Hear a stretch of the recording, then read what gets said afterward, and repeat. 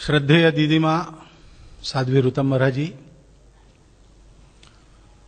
आदरणीय श्री नरेंद्र भाई, गुजरात के बहुत जनप्रिय मुख्यमंत्री जी, प्रवीण प्रकाशन के श्रीमान गोपाल भाई जी, प्रवीण भाई जी, उपस्थित नागरिक बंधु, माता भगिनी, पुस्तक आपके सामने है और आप पुस्तक पढ़ेंगे तो सारी बातें साफ हो जाएंगी। और आप केवल पुस्तक के बारे में सुनेंगे और पढ़ेंगे नहीं तो बातें साफ होना संभव नहीं, क्योंकि ये बताया गया है पुस्तक नहीं है, अनुभूति है, और अनुभूति को अनुभूति से ही जाना जाता है। एक बहुत बड़ी परंपरा अपने देश में सनातन काल से चलती आई है। संत ज्ञानेश्वर महाराज जी ने अपने भगवत गीता पर लिखे भाष्य की इतिश्री करते हुए भगवान से पसायदान मांगा था, और उसमें उन्होंने कहा था कि जो चंद्रमा है लेकिन कलंकित नहीं है, जो सूर्य जैसे है लेकिन जिनका ताप लोगों को नहीं होता, सबके साथ सज्जन जैसा व्यवहार करते हुए सबके लिए खटने वाले ऐसे ईश्वरनिष्ठ लोगों की मंडली पृथ्वी पर सबको सदा उपलब्ध रहे।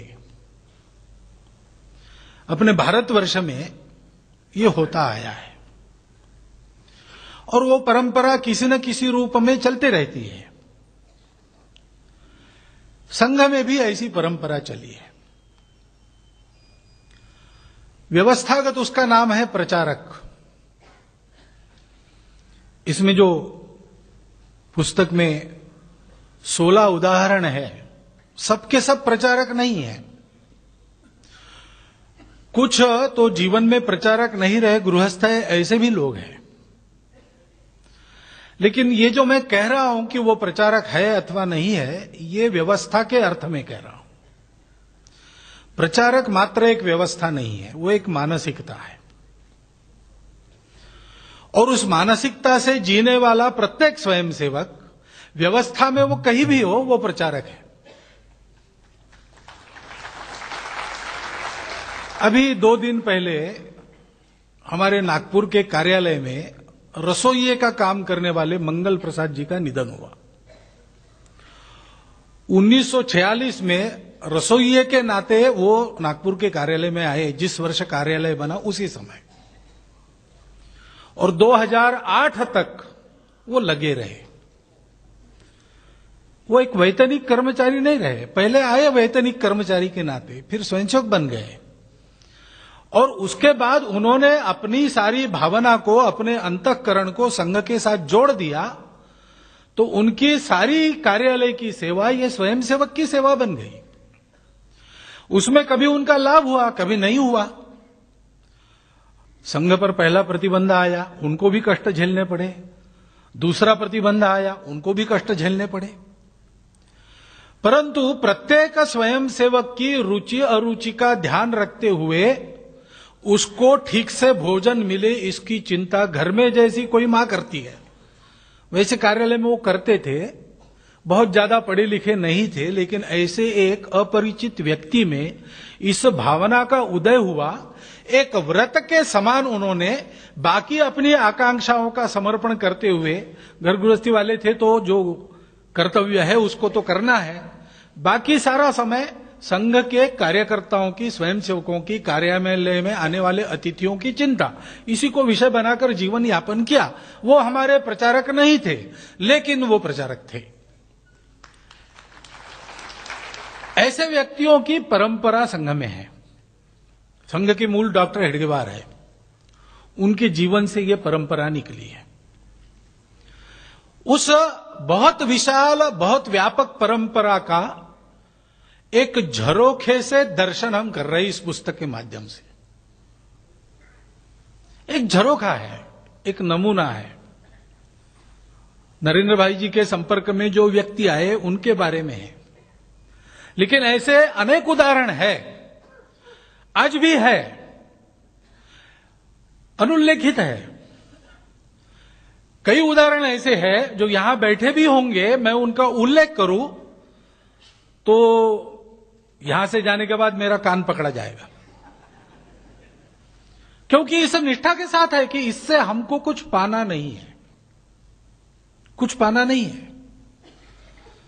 अब कार्य की स्थिति बदलती है तो हमारे न चाहे भी बहुत बातें आती है। मैंने कहा कि ये सब अनामिक रहने की चाह रखकर जीने वाले लोग हैं और बहुत से जीवन ऐसे अनामिक चले गए हैं।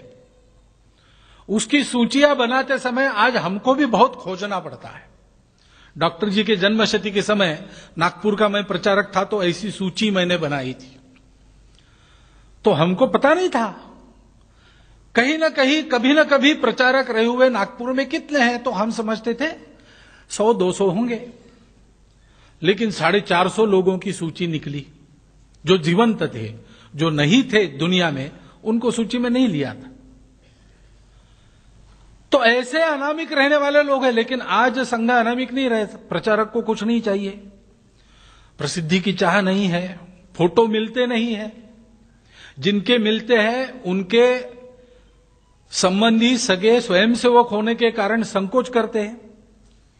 अब गुजरात में हमारे पिताजी रहे तो उनका उल्लेख इसमें है।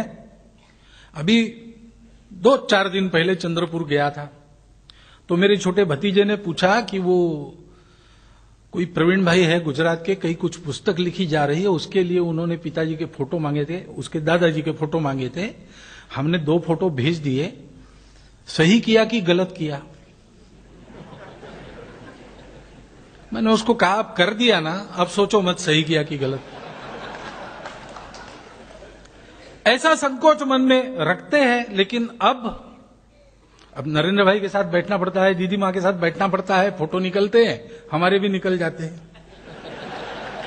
कभी कभी छप भी जाते हैं। अब ये आता है, इलाज नहीं, हमारी इच्छा नहीं है, टाल नहीं सकते। ऐसी स्थिति होने पर भी हम लोगों के लिए भी कभी कभी इस झरोखे में से झांकना ये उपयोगी होता है। स्थिति बदली है, दशा बदली है, दिशा न बदल जाए।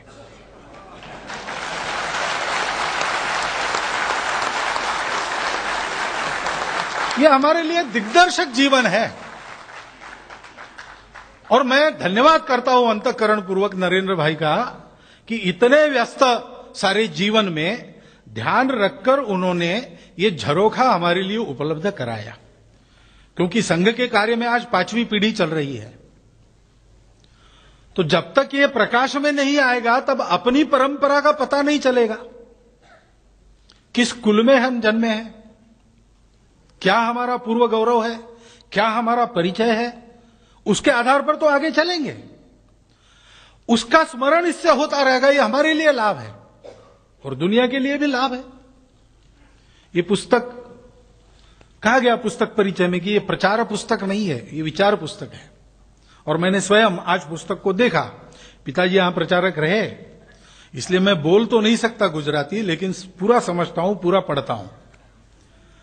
तो पुस्तक को देखा तो ध्यान में आया कि पुस्तक के बारे में नरेंद्र भाई ने जो कुछ कहा है वो अक्षरशः सत्य है। एक तो ये वर्णन उन्होंने किया है, लेकिन उस वर्णन में वो नहीं है, और वर्णन में वो नहीं है ये भी उनका एक वर्णन हो सकता है, लेकिन वो वर्णन में नहीं है। और ऐसा नहीं है कि देखो संघ कैसा है, देखो संघ कैसा है ये देखने पर पता चलेगा, लेकिन उसके लिए नहीं लिखा है। यह स्वाभाविक कृतज्ञता का आविष्कार है। लेकिन अब झरोखे में से देखने वाले की बुद्धि काम करती है। देखने वाले को क्या देखना है ये मालूम होना चाहिए।